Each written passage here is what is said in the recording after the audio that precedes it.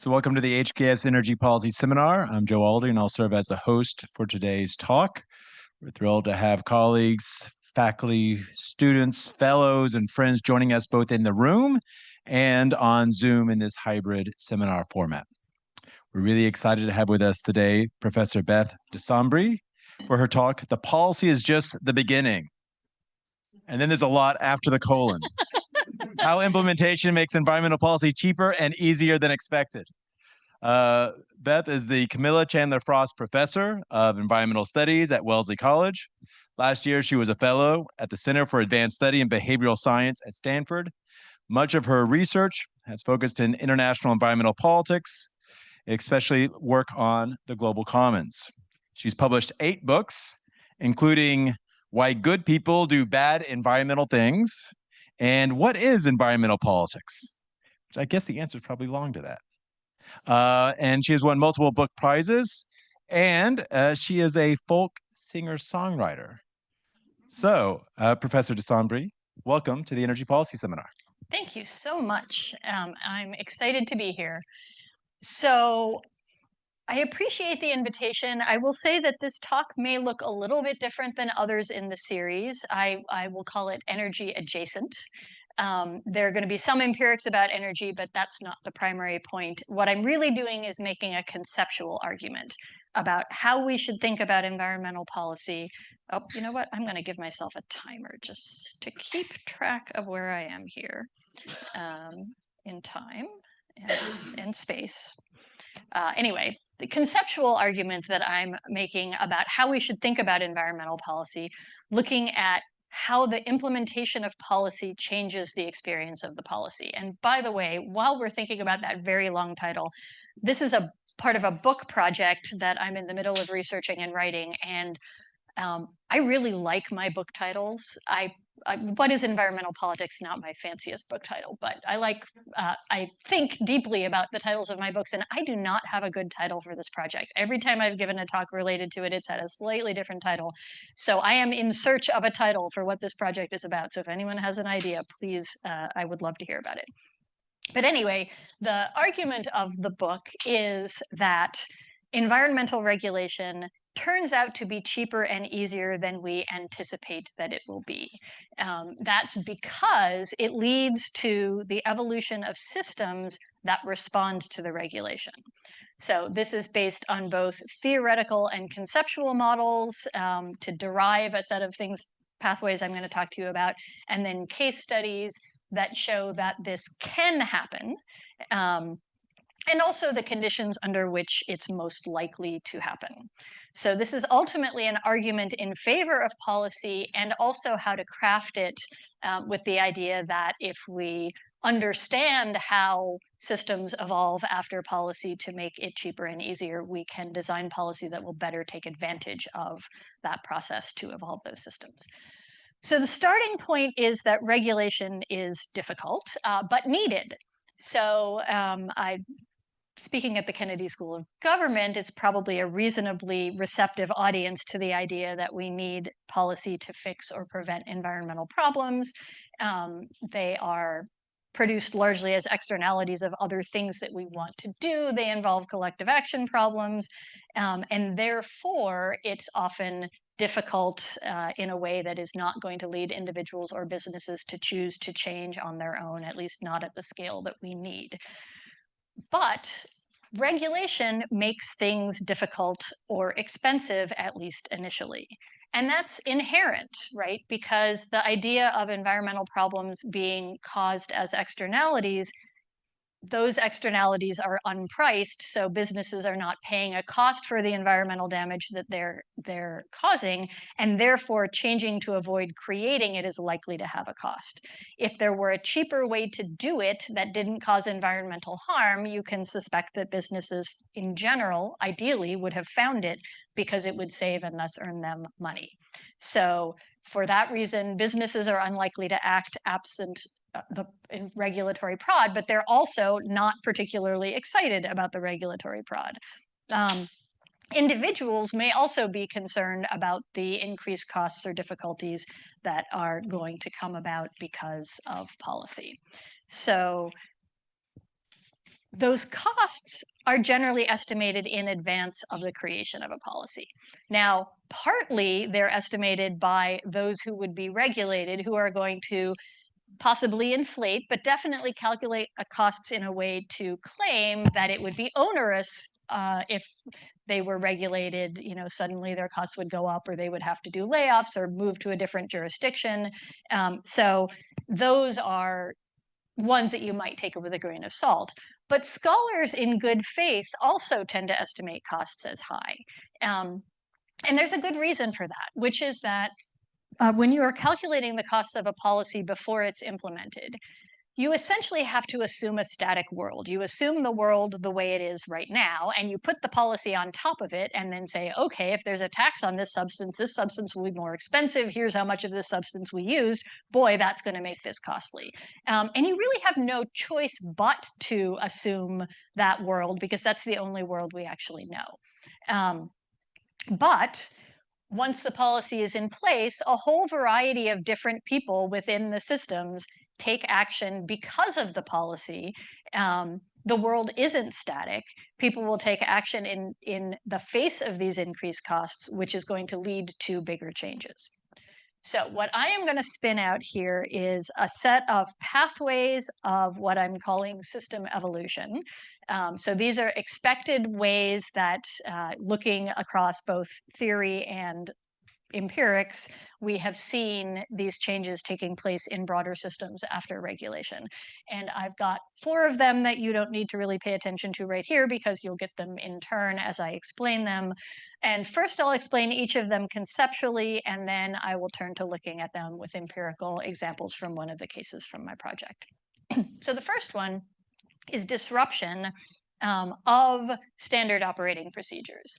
So regulation gives anybody that's going to be regulated an incentive, a reason to reevaluate the processes that they are using to do whatever it is they're doing that's now regulated. Sometimes that's an actual requirement to change, right? So a substance is banned, you can no longer use it as an input, you have to change. Sometimes it's because things become costlier, you need to use this technology, and buying this technology is going to be expensive, or the substance that we're trying to get rid of is taxed, and so it costs more. And so there are reasons to now, in this new world where this regulation exists, find ways to lower the cost of your materials or the cost of your processes. Into this, we can drop the Porter hypothesis from Michael Porter and Klaas van der Linde, which is a somewhat controversial perspective that regulation could even decrease costs overall, not just relatively, as people change to make the regulation less costly than it would have been, but in fact could cause businesses to take action because of this disruption that could make their costs lower than they were even before the regulation. Now, that is a controversial perspective, and there are plenty of instances when this is not the case.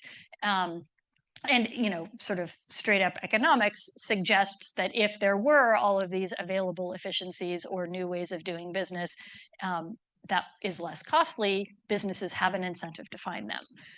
But on the other hand, there are some pretty good reasons to believe that businesses are not actually perfectly efficient. And the same thing is true with individuals acting in other ways that have environmental implications.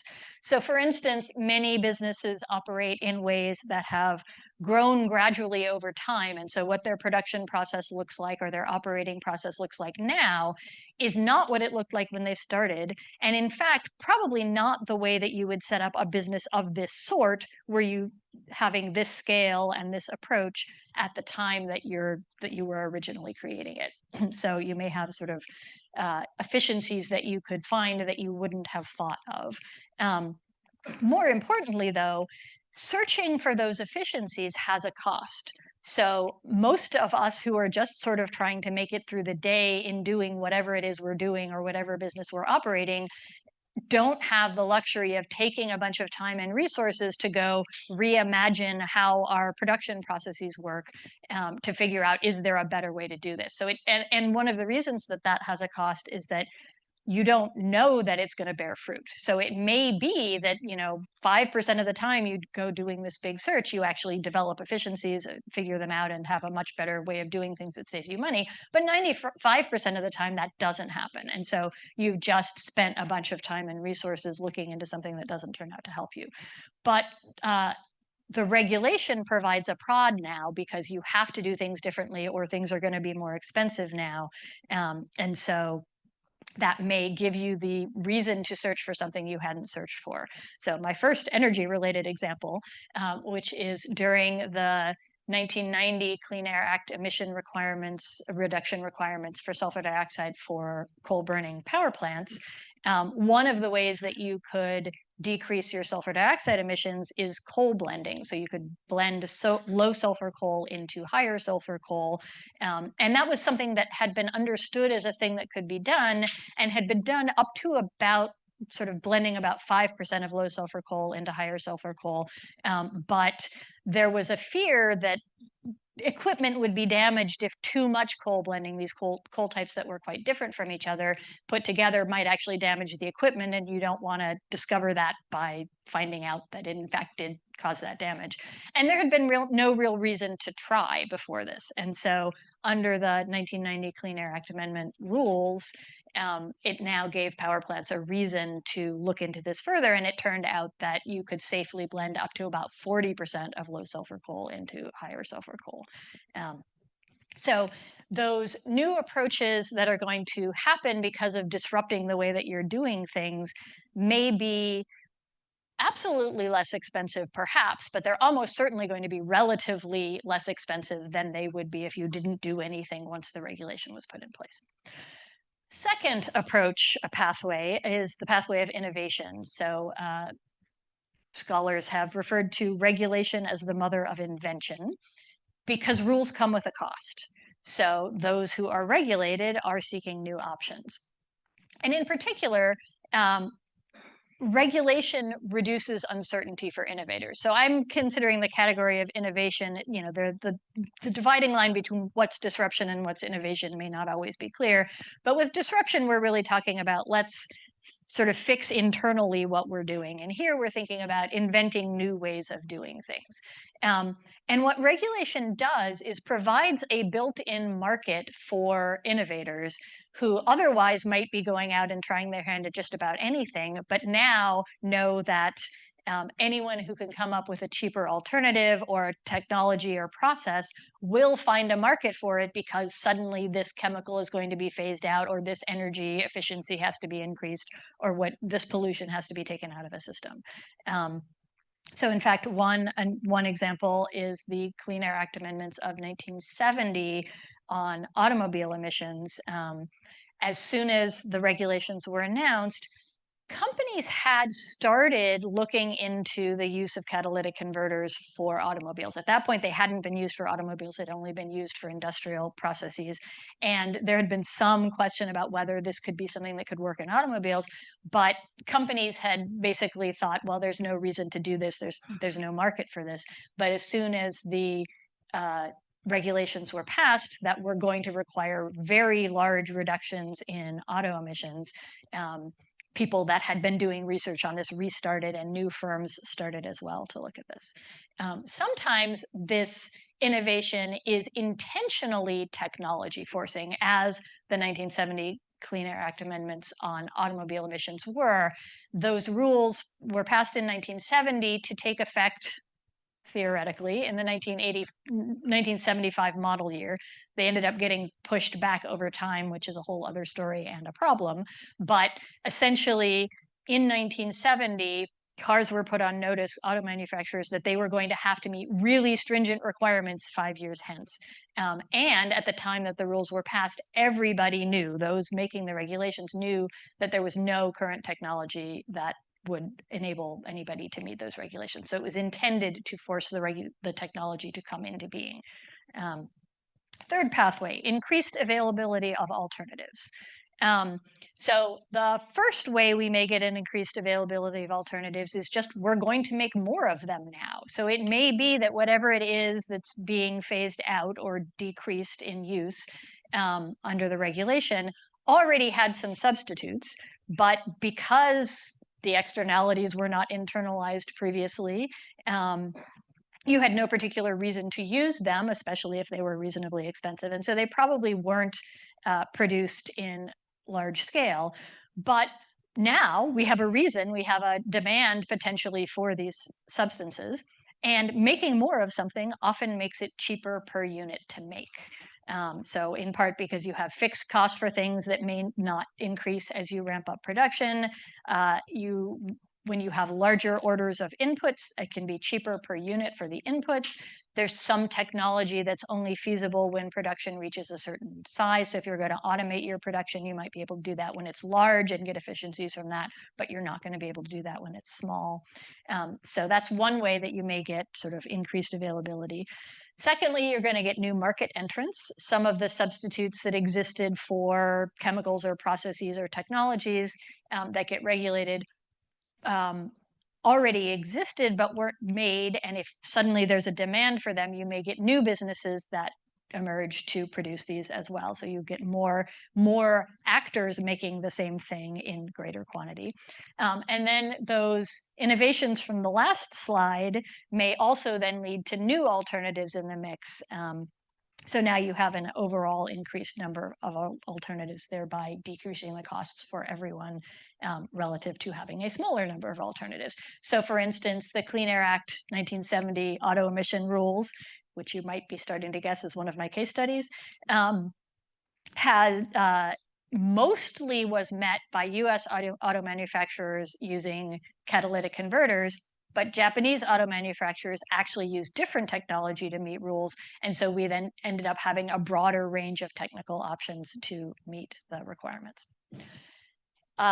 Finally, the fourth pathway I'm looking at is what I'm calling enabling mechanisms. So those who are affected by a regulation are going to push for measures that will help them meet it better. Now, actually, there's another part of the story that I don't fully have time to talk about. They will, in fact, first probably try to get unregulated. So there's that fight going on. But if that's not going to succeed, they will push for measures that can help. So things like transition assistance policies that can sort of provide assistance during a moment of transition to a new technology, dissemination of technology or information about technology. Here are the available technologies that could meet this. Here's how to use them. Here's training about them.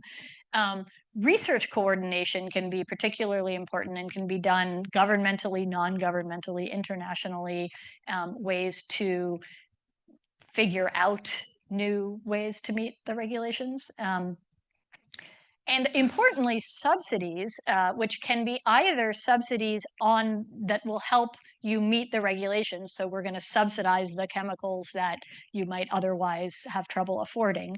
But also you can subsidize research or innovation to try to get moving on developing new ways to do this.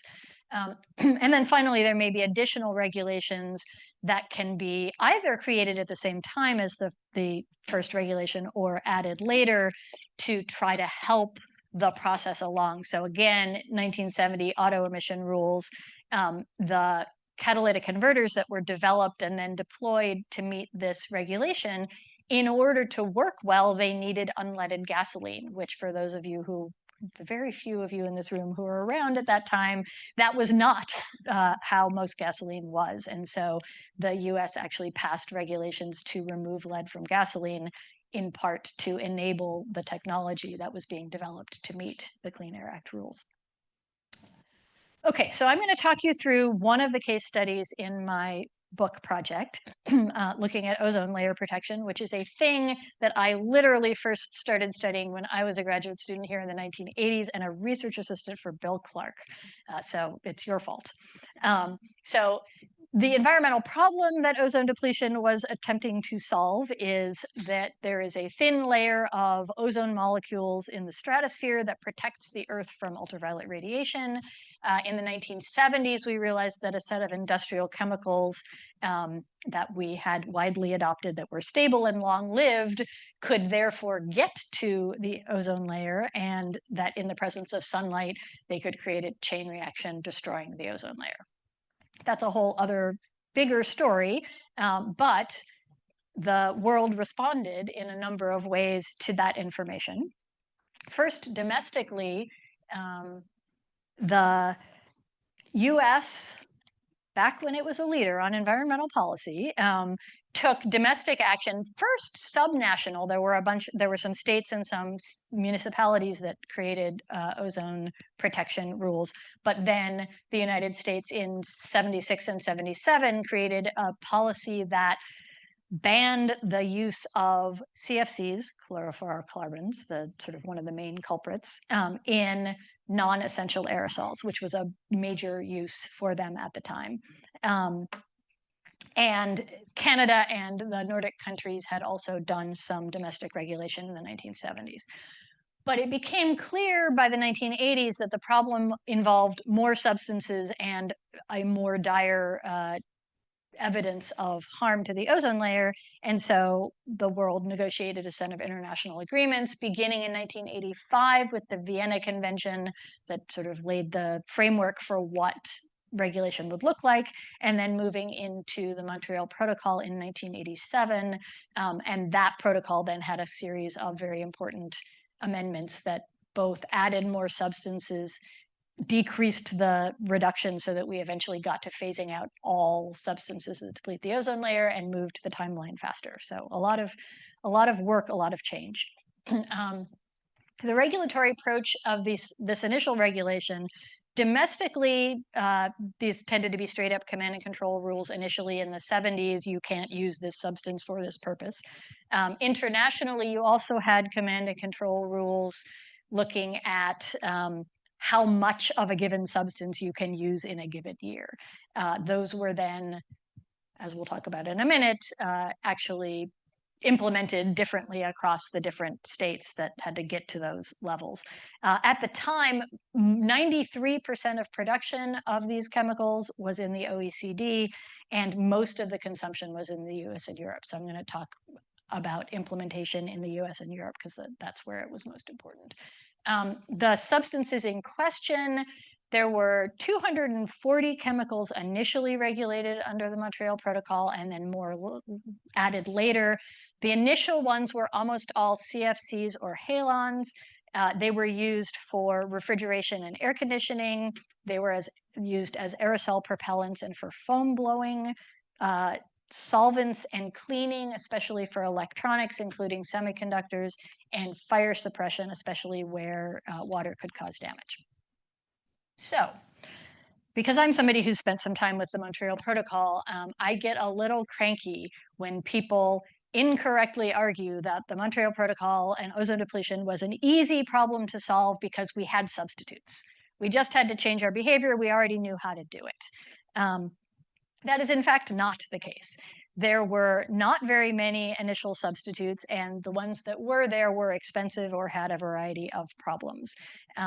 So in 1975, an Arthur D. Little study for the EPA found that most substitutes were deemed unattractive or posed serious technical problems. A 1980 study said that reducing the most common CFCs in the US by just 10% over a 10-year period would cost $185 million. A 1986 study said few good alternatives and the cost is quite high. And then in 1987, which is the year that the Montreal Protocol was negotiated, the EPA both noticed that existing substitutes cost about 3 to 5 times the cost of the things they were substituting for, which is a lot, and that doing what the Montreal Protocol required. So the initial rules in the Montreal Protocol required an eventual cut of 50% of CFC use and a freeze on halon use, and that would cost $3 billion for the US. And then to go just a bit further to an 80% cut while still only freezing halons could cost anywhere between $34 and $58 billion for the US. So the costs were not inconsequential, as the estimates suggested. On the other hand, once we had started implementing these regulations, by 1994, UNEP said, the United Nations Environment Program, which was the sort of secretariat and organizing organization of the Montreal Protocol, said that the phase out had been faster and cheaper and with greater innovation than had been anticipated. They also pointed out that it had been inexpensive enough that consumers hadn't felt the impacts, except for auto air conditioning. A 1996 estimate for what it would cost all developed states, so not just the US, every single developed state in the world, to complete an entire CFC phase out would be $40 billion, which was about between $3 and $4 per averted kilogram of CFCs. And the government of Canada the following year went even further and estimated that reducing cost about $1 to $1.50, and that may even have been Canadian dollars, per reduced kilogram of CFCs, except refrigeration, which is more expensive, about $4.50 per kilogram, and aerosols, which are negative $1 per kilogram. So actually costs you less to substitute away, Porter is taking note, from using CFCs in aerosols than it did to not substitute away. So how did this happen? So first, let's look a little bit at how the major players implemented these rules. The US created a tradable consumption permit process in 1988 that gave allowances to producers of CFCs and halons and to importers, and this decreased over time. Could be adjusted for new substances and timelines. One of the nice things about a permit process is that you can change it as the rules are changing.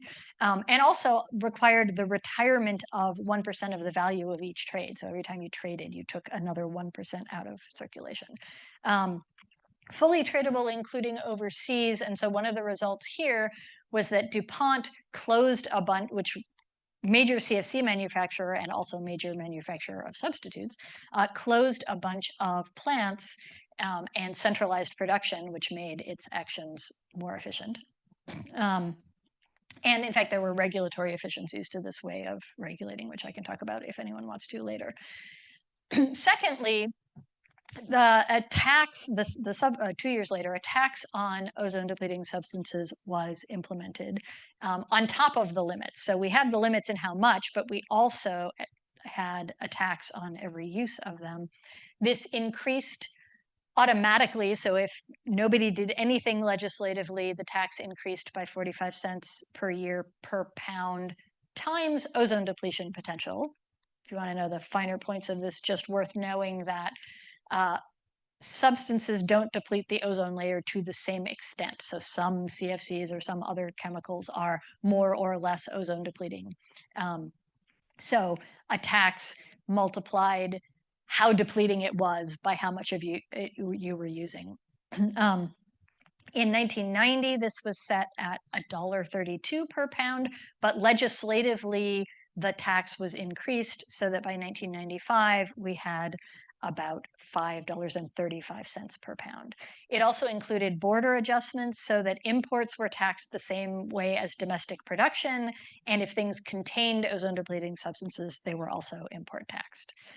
In addition, there were some specific prohibitions of uses for CFCs or other ozone-depleting chemicals, and the government created what it called the Significant New Alternatives Policy that deemed some alternatives acceptable or unacceptable for use in government purchasing, which technically only applied to the government, but then ended up being adopted into or integrated into other contracts, even though it wasn't required legally to do that.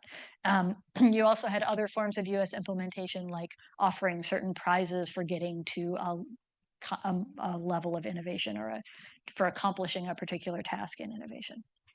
Europe started out similarly to the United States. It had a tradable permit system as well for production and imports, very much like the United States did.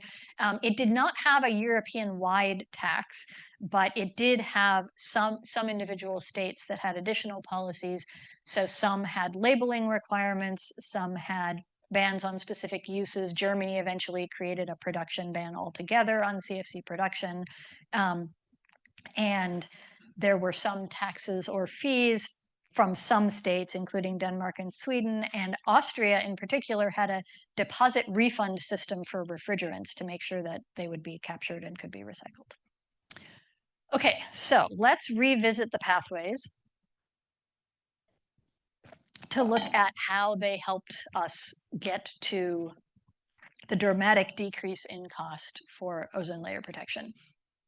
And first, it's worth noting that the international context was really helpful here, because the more actors were regulated, the more certainly the more effective the policy is going to be at protecting the ozone layer, but also effects taken through one regulatory implementation pathway in one country could have effects elsewhere. So innovations made in one place can be sold and used in some other place.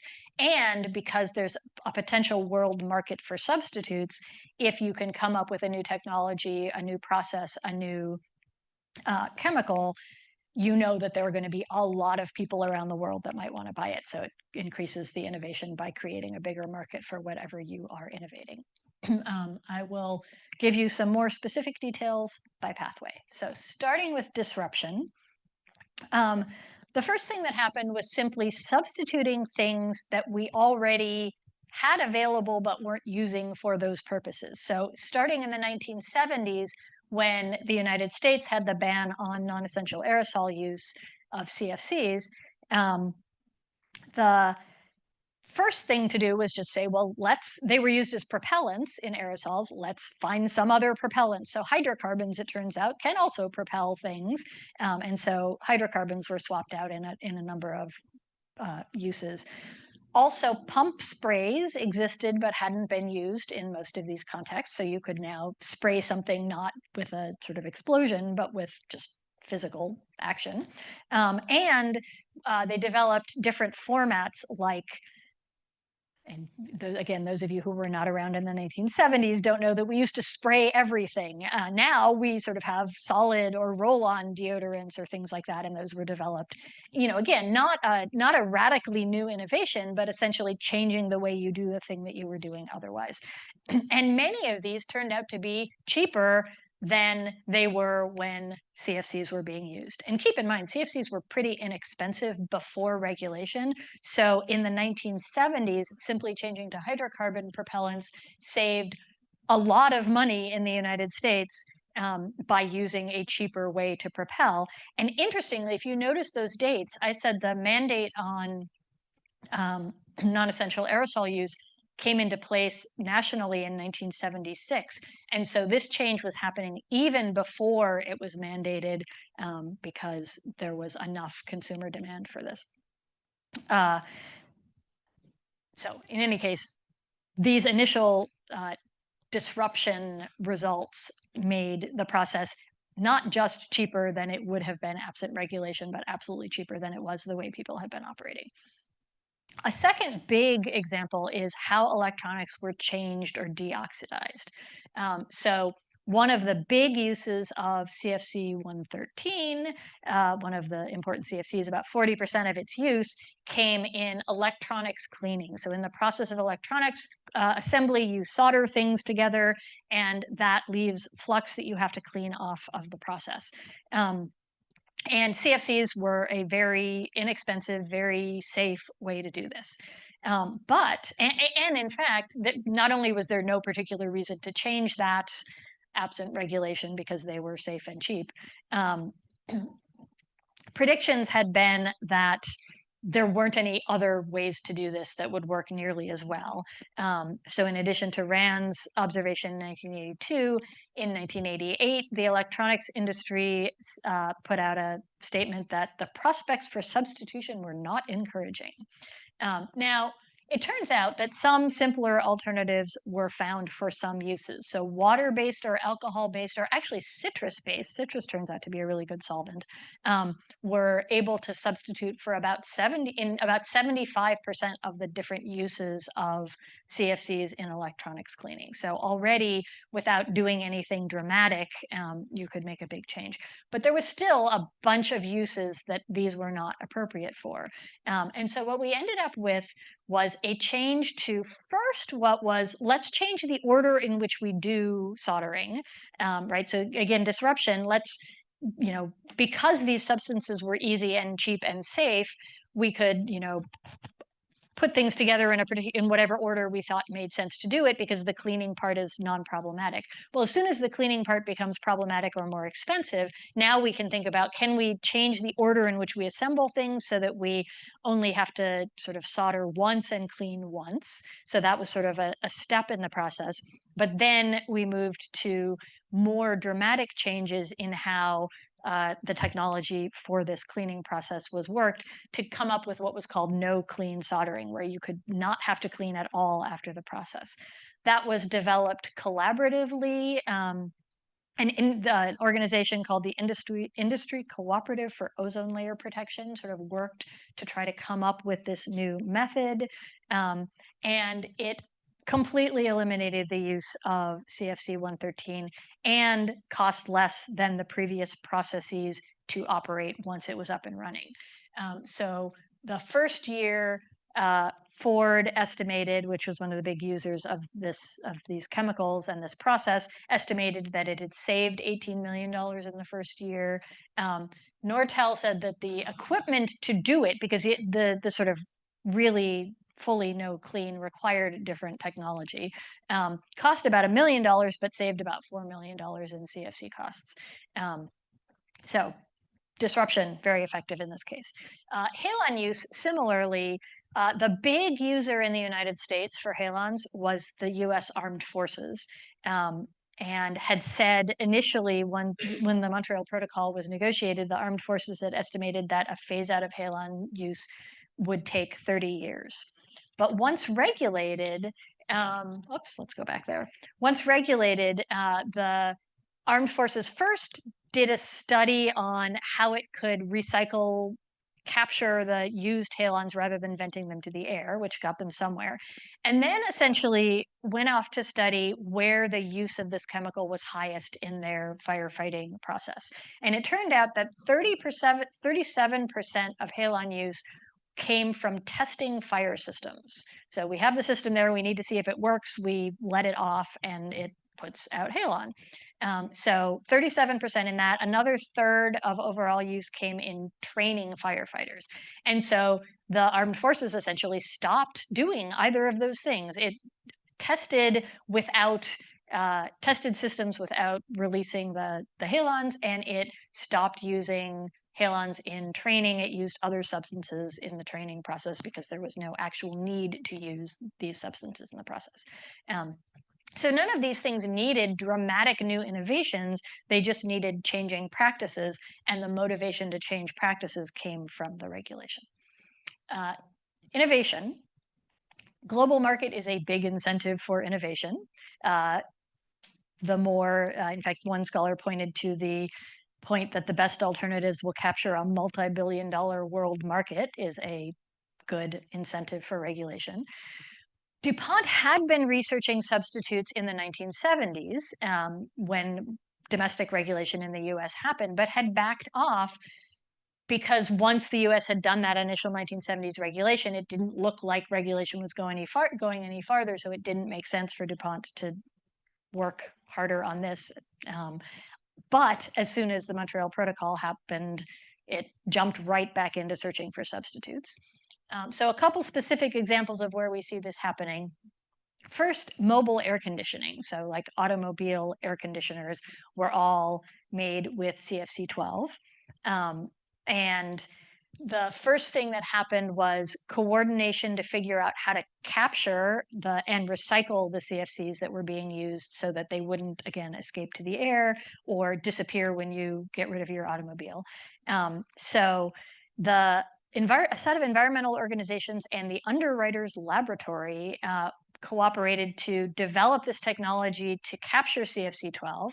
And within a year, they had developed it and made a deal with auto manufacturers to make sure that using it wouldn't void existing warranties. And then Japan, Europe, and the United States mandated putting this equipment in all dealerships. And moreover, there was then push by those who were using the equipment to make it mandatory. And so in the 1990 Clean Air Act amendments, the US made recycling of CFCs in this context mandatory. Secondly, chillers. things that cool large buildings operate differently than things that cool small buildings. And in let's see, in March 1987, the president of the US-based Air Conditioner and Refrigeration Institute said that it would take at least 11 years to have new chiller equipment developed that could work without CFCs, and that any equipment developed would decrease energy efficiency. But the very next year, there were some new chillers introduced that didn't use CFCs. The initial ones in 1988 used a different chemical, an HCFC, that still caused ozone depletion, but much, much less than the ones that had been previously used. But then during the couple of subsequent years, new technology was developed that could allow use of HFCs or lithium bromide or ammonia. And so by then, major manufacturers started saying that they would stop selling CFC-based chillers in 1993. So how did they do this? In part, a complete redesign of chillers that involves a whole lot of changes that are hard to explain, but include things like microprocessor controls, the doubling of components with half the compressors, redirecting waste heat, basically ways to make them work much more efficiently. And ultimately, they became much more energy efficient and therefore saving operational costs in the process, even if they cost a little more to buy them. And moreover, they allowed US manufacturers to break into foreign markets that had not been interested in buying US chillers, but now that they were super energy efficient, they became attractive. And finally, we have the Golden Carrot Award for refrigeration. This was a prize offered for the US government, $30 million for whichever firm could first create a super efficient non-CFC using refrigerator or freezer. There were 14 entrants, and Whirlpool won, which jump-started the new technology more broadly. Finally, not finally, but let's see, yes. Increased availability of alternatives. Initially, some of these alternatives existed, but they were expensive and the production was tiny. By 1988, many CFC producers had brought out competitively priced substitutes into market and increased the production of initial ones, which decreased the costs. Likewise, existing options like HFC 134A, which turned out to be one of those things you could use in auto air conditioning, had been developed by DuPont, but DuPont hadn't brought it through testing and brought it to market. It hadn't sought regulatory approval because it didn't think it was going to be relevant, and suddenly it became relevant, so now it got brought to market. By 1994, it was used in almost all automobile air conditioning. Likewise, there was technology for retrofitting existing auto air conditioners to use non-CFC technology, which had to be sort of done differently because you had the old technology in there. The initial estimate was for a very high cost. By the mid-90s, this had been dramatically reduced and then was reduced even further. Okay, finally, enabling measures. The biggest one I want to mention is a set of subsidies that were created through the Montreal Protocol. One of the amendments created what's called the Multilateral Fund, that is meeting the incremental costs for developing countries of changing over to non-ozone depleting technology and substances. Essentially, it meant that if you did a thing that changed your technology to not deplete the ozone layer, but it cost more than the way you would otherwise have done it, that additional cost can be paid for by this very large fund that distributed lots and lots of money to that process. And what that did was it made alternatives affordable for developing countries, sped up technology development, both in developing countries, but also in the more of an innovation incentive for those creating the problem or creating substitutes. Second, we had a set of coordinating panels, internationally, nationally, industry, governmental, to come up with alternatives to recommend or to test things. And in fact, one of the nice things that happened in the United States was a program on alternative fluorocarbon testing, which was done by industry to collectively test ahead of time substitutes that hadn't yet been developed, but that might have promise to see if they could work the way that they would be intended to work, and if they would meet regulatory approval by, say, not being toxic or explosive, before you went through the process of fully developing them. And then additional regulations were passed to also help the processes already undertaken. Okay, some broader conclusions here. First, the conceptual framework works well in this particular case. These processes can happen. These pathways can be followed in this case and many others, and can make obligations cheaper. I do want to note that this is not actually an argument. Today's class that I had to teach before I came here was all about cost-benefit analysis. This is not an argument for doing better ex-ante cost-benefit analyses, although perhaps we should do better ex-ante cost-benefit analyses. But in a way, you can't estimate these processes that I'm looking at, right? You can say that innovation is likely. You can say that disruption will turn up efficiencies or new ways of doing things, but you don't know for sure which ones will turn up or what things will be invented or how useful they'll be or how much they'll cost. And so that's sort of the difficulty of this argument, is I can explain the tendencies, I can explain these pathways, but I can't tell you in advance whether and how they're going to work. A few additional observations. The pathways intersect with each other. So the no clean solder technology was sort of born of a disruption. It required some more technical innovation, and it was assisted via the enabling mechanism of technology panels and industry science cooperation. The regulations in this context not only had technology forcing effect, but were intended in some ways to have it. The US, when it was negotiating the agreement, actually was arguing for deeper cuts than some of its negotiating partners were in ozone-depleting substances, in part because its experience with the 1970s phase-out suggested that deep cuts were necessary to send the level of market signal to get the level of innovation that you needed to have. By the year 2000, many of the substitutes were cheaper than what they replaced. Obviously, there's a central role of regulation in this process, and some aspects of regulation. So you need some level of certainty that the regulation will persist, because if industry is convinced it can decrease or sort of delay or weaken the regulations, then it will not make sense for all of the activities that I'm talking about to take place. Scale helps as well. The deeper the regulations, the broader the regulations, the more actors that are going to be regulated, the better. Some aspects of the types of regulation matter. Economic instruments are particularly good at pushing these sorts of things, ironically, by making it more expensive first, so that it gives you an incentive to look for ways to make it cheaper. Technology forcing works well, or has really the only chance of working, if you have a delayed implementation date. So here's the regulation now, but you have to meet it by this date. Finally, just a little bit about the broader project.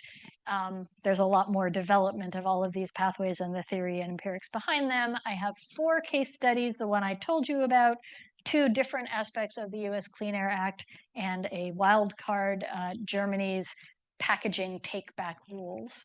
And I'm drawing broader lessons from all of this. And as I mentioned to you, I need a better title.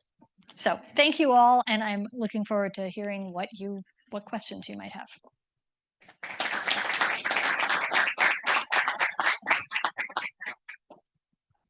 Thank you, Beth. Let me offer a couple of quick comments, and then we're going to open it up for questions from the audience.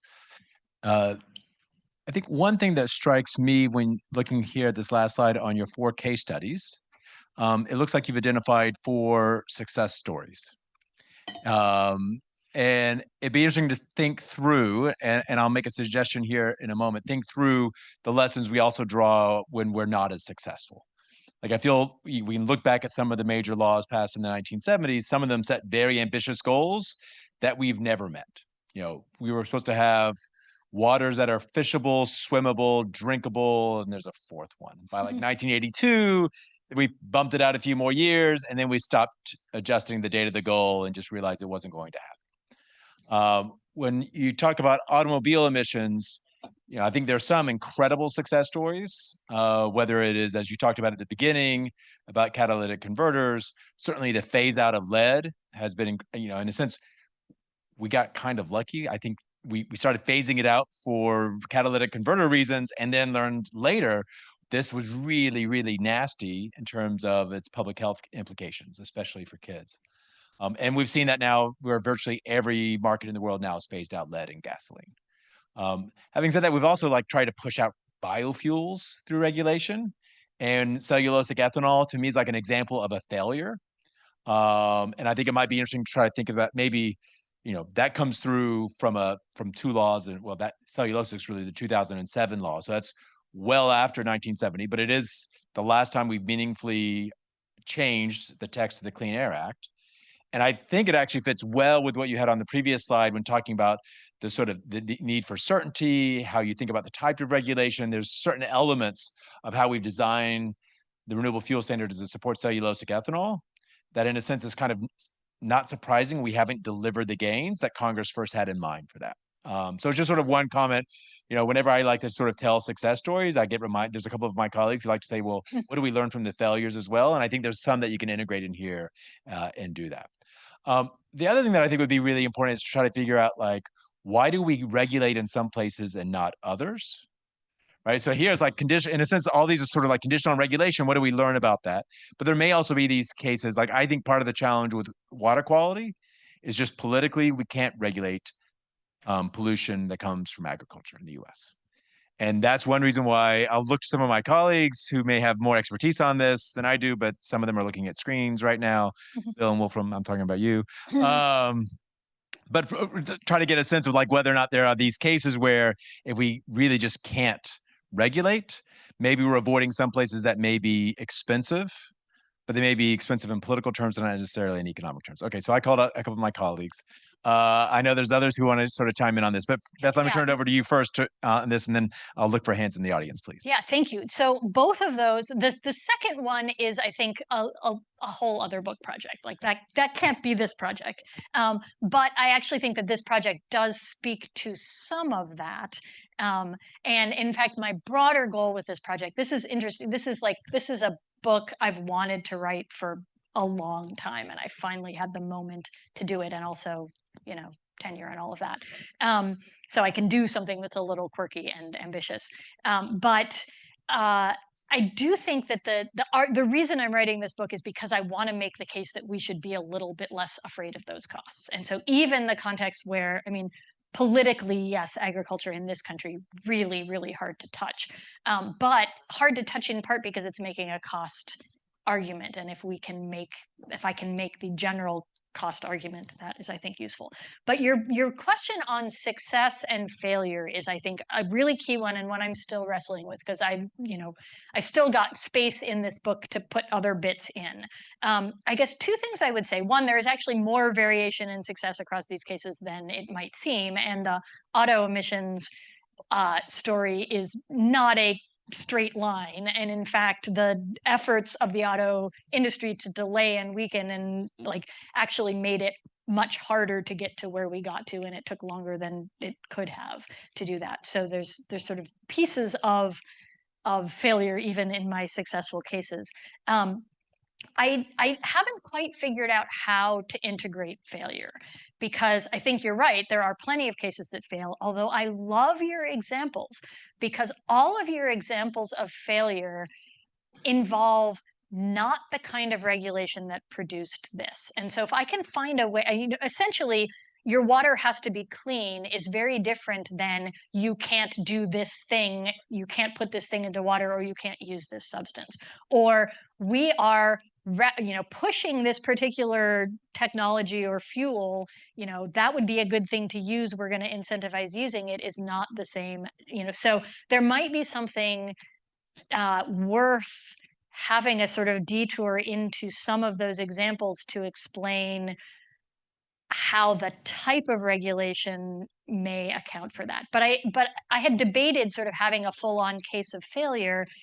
It's not clear to me that makes a lot of sense in the framework, but I do think that where these pathways are not likely to happen is a good thing to examine, or the types of regulations that are less likely to push them.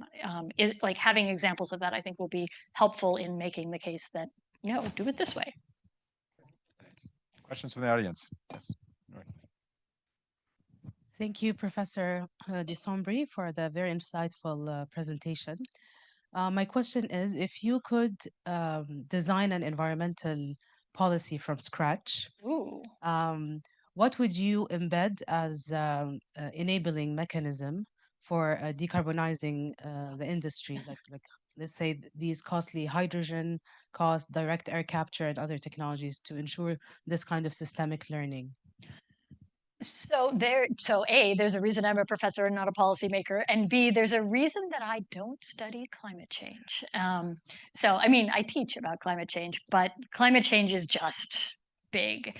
But I will say that the experience of the cases that I've looked at suggest in favor of policies that don't pick specific technologies, that don't sort of or approaches that don't sort of say, okay, we're all going to get together and do this thing. They say we are going to require that you reduce this, or we're going to require that you no longer use this substance, but don't tell you how to do that.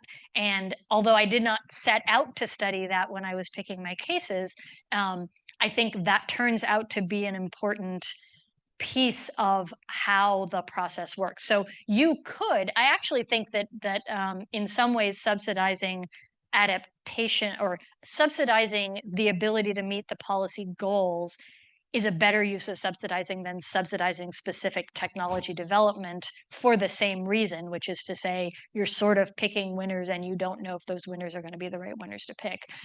So when we're thinking about enabling, I would actually rather sort of make it temporarily cheaper for businesses to adopt a particular technology or use a particular substance than to generally subsidize research. Although as a scientist, I guess I would say I benefit from efforts to subsidize research. So, call me hypocritical. But policy development wise, I think the lessons that I'm learning so far is if you were foolish enough to put me in a policy development space, I would regulate the sort of emissions or output or input, like rather than any particular way that you're going to meet that. And I think that that's going to make a big difference in leaving open the spaces for innovation and disruption and various things like that.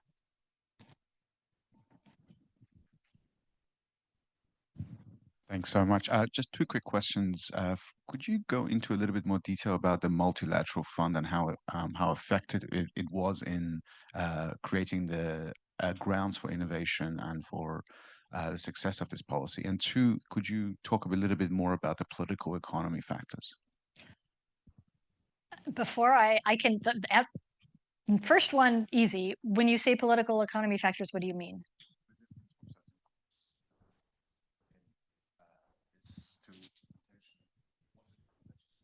Okay, yeah, so resistance from groups. Okay, so we'll get to that one. Start with the Multilateral Fund. Ironically, literally my first publication as a graduate student was on the Multilateral Fund, so I am good friends with the Multilateral Fund. So it came about because of the incredible negotiating power of developing states who were not that concerned about the ozone layer, but very concerned about the harm to their economies of having to take action to change the way they develop compared to the way their richer neighbors had been able to develop. And so they, as a negotiating bloc, essentially stayed out of the initial negotiation of the Montreal Protocol and said, we're not going to do this until you give us a better deal. And the better deal was the creation of the Multilateral Fund. The Multilateral Fund, not all of that 4.4 million as of a year and a half ago, has been spent directly on the subsidizing alternatives, but because some of it is for sort of technology workshops or capacity growth, but that actually, those indirectly get you to where you need to get. But really an astonishing amount of money, because this agreement created this fund. It required contributions from rich countries, so it was not an optional thing. And it gave both developing countries and developed countries equal decision-making power in how funding was spent, which is very unusual. Most like development banks, how much money you put in determines your vote. So this gave equal decision-making power and required double majority voting for decisions. So you had to have a majority of both the richer countries and the poorer countries. And so as a result, a lot of this funding really did go towards like, you know, creating a new plant that's going to develop your sort of manufacture the substitute chemicals, or paying the additional cost of the substitute chemicals, or retrofitting your technology, which that turns out to be a particularly productive thing because you don't have to keep sort of using substitutes if you change your technology so that you now are using a non-ozone depleting method altogether. And so I have not looked in depth at this fund, you know, other than updating my numbers for this book project. But in previous years when I've looked at it, it has been remarkably effective at doing this, and would that it were the sort of thing that could ever be repeated. The political economy factor is much, much bigger question. And I guess the short answer I will say is that those who are regulated don't want to be regulated. And in fact, almost certainly spend the bulk of their effort at the very beginning of a regulation trying to get unregulated. And the auto industry in the 1970 Clean Air Act rules did I had a lot of fun researching. Like I was looking at old newspaper ads that they were putting in about how damaging these regulations were going to be, and it was going to be harmful to your health, and it was going to be harmful to your comfort and your costs. I mean, they fought hard, and they succeeded pretty well at getting regulations weakened and pushed back. Eventually, we did get to meeting the standards, but this is a big piece of the story that I didn't bring in here just for time reasons, but in each of the chapters, I'm looking at what are the efforts to push back and try to get rid of these things. I have what I think is a totally naive question at this point, Alicia Harley. Given, I love this book project, I'm excited to read it, but I also think, you know, only environmental nerds are probably going to read it, and it's incredibly important findings. So given that we educate, you know, we as universities, so many of the business leaders that one day go on to fight tooth and nail against regulation, how would you think about making these kinds of findings more broadly known? Like, what is the little way we can hack away at this intense effort we see over and over again in environmental regulation, climate change regulation, of business to say no and stymie efforts? Well, so yes, that is an excellent question. And I do comfort myself that I'm doing good in the world by teaching the people who will then go off and do these things. And when I've seen where my students have gone, I actually have some evidence of that. So, so some of that is, you know, I hope that this gets read and used in institute, sort of in university contexts. I do have my next book project after this one, because you can never not know what your next book project is aiming to be a much more sort of public-facing book, making the case for environmental policy generally. And so I'm hoping that the sort of deeply detailed stuff, you have no idea how detailed this is empirically, that will find its way into this book, can have a much simpler version in that book. And that's really meant to be a trade book that will make this case to a much broader audience, hopefully. So there's that element of it. I mean, I don't know. I welcome your ideas too, because I naively think that, oh, we have good ideas and send them out into the world and they fly away and do good. But that's not actually true. But I give talks like this, so we'll see.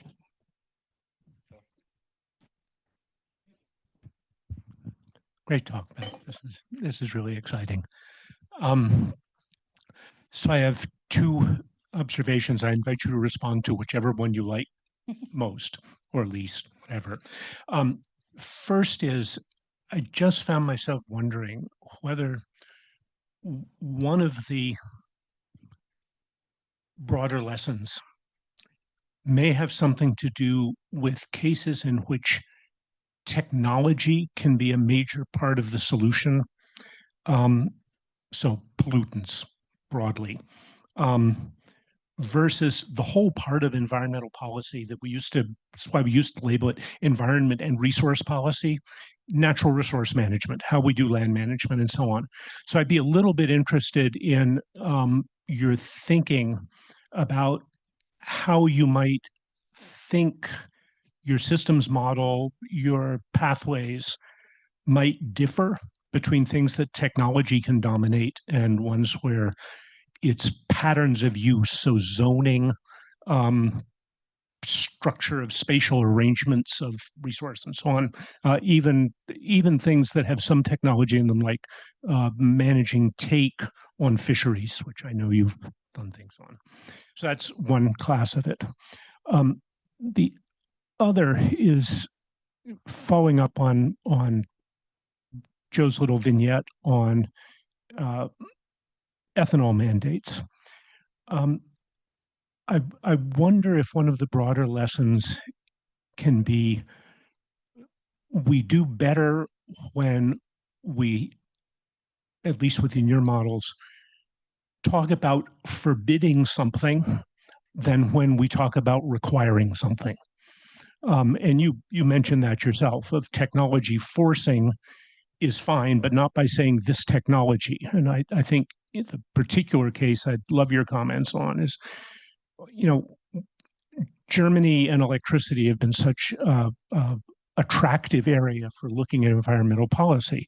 They clearly have been responsible for a lot of the scaling up and pushing down prices on renewable energy sources of electricity. But they adopted this in order to get out of fossil fuels. And in that, they've completely failed, because I would argue their regulation was not about don't use fossil fuels. It was about picking renewables over nuclear. And so what we see is that we've increased renewables, we've let fossil fuels stay right where they were, and we've driven out nuclear. So again, a little bit in the broader lessons, I think it might be helpful to focus on what these things work for, which is saying, we know this is a bad actor, get rid of it somehow, anyhow, but you're going to be held responsible for getting rid of it, versus we think this is a thing we need more of, and how could we encourage it? Yes, so part two, I will just say quickly, I hadn't framed it that way, but that completely squares with how I'm thinking about it: forbid things rather than require things. But I'll take, since I had dealer's choice, I'll take number one. And I think that's an excellent question, but I don't think the factor is technology. And in fact, if you look at my Germany extended producer responsibility with waste, definitely not a technology story. Even a bunch of the ozone depletion stuff isn't really a technology story. I mean, depends on your definition of what technology is, but sort of substituting one chemical for another, not entirely a technology story. But I think the story is that this is a pollution story. This is here are hazards, here are things that are bad that we don't want to have. And that I cannot possibly see how this would apply, say, to fisheries or land management. Or at least I would have to do a whole lot of thinking once I've put this entirely to bed on what lessons it might have for that context. So in fact, it is true that when I'm drawing bigger lessons, I like your prohibit something rather than require something framing, but I also think the framing is this is good for things you want to prohibit, like pollution, and less good for things you want to better manage. We want to catch fish more sustainably. I mean, I've probably studied fish more than I've studied anything else in my academic career, and I do not think that this has any immediate relevance to that. So when you get your new title, it should do something with pollution? Do something to focus on that, so that people don't come into it thinking you're going to solve the land use management problem and find that it isn't there. Thank you. That's a good suggestion. Yeah, just a quick follow-up on what Bill said. And Joe, isn't there also a difference between stock and flow pollutants? I think it's much easier to do what you described for flow pollutants that are being generated repeatedly and you stop them. But the environmental experience we have with like Superfund law, getting lead out of paint, sort of things that are stock, that are existent, is much harder because it's harder to innovate. Interesting. I will think on that. I think what a stock is not an easily bounded question if paint is something you're considering a stock. But I'll think on that. Hi, thank you. I guess I just wanted to hear more about how you think about ex-ante cost-benefit analysis. You said that, it's not an this book is not an argument for necessarily improving them or overhauling how we think about them, but obviously we rely on them a lot in public policy. And yeah, I'm wondering if there were any sort of systematic ways that the ex ante cost benefit analyses regarding these issues were flawed, or if you found any lessons to be drawn from your research on that. I told my students when I was teaching about cost benefit analysis that I was going to come here to talk to you guys right after class and with implications for cost benefit analysis. I guess what I would say is I legitimately don't see how you can mechanically do the sort of cost benefit analysis that is going to be able to figure out what new things will be innovated or what systems will be disrupted. And so, I think part of that is to rely less mechanically on cost benefit analysis. But I think I have a struggle with this overall project. And the reason I wanted to write this book, and I've wanted to write it for more than a decade, is because I want to make the case that this happens regularly, if not everywhere, within a certain class of types of environmental problems and types of solutions. It is predictable that innovation will make things cheaper. It is predictable the disruption will make things cheaper. And the various other pieces of this as well. And so one thing we might be able to do is sort of frame us away from a mechanistic, this is exactly, we are calculating how much it would cost to substitute because this is how much substitutes cost, that maybe we should more systematically look at other issues of where substitute costs have changed over time and maybe depreciate the cost a little bit because we imagine that there is going to be innovation or that there are going to be economies of scale. Economies of scale are probably the easiest thing to account for, but even that's not easy. So I don't have a good answer, and that's something I'm struggling with. So before we wrap up, I'll remind you we'll meet again at 12 next Monday. We'll be hosting Dan Poneman, who's a fellow at the Belfer Center, former Deputy Secretary of Energy, opining on a new era for nuclear energy. And finally, please join me in thanking Professor Beth DeSombre for a fantastic talk today. That was great, Beth. Thanks. I have to get some talk too.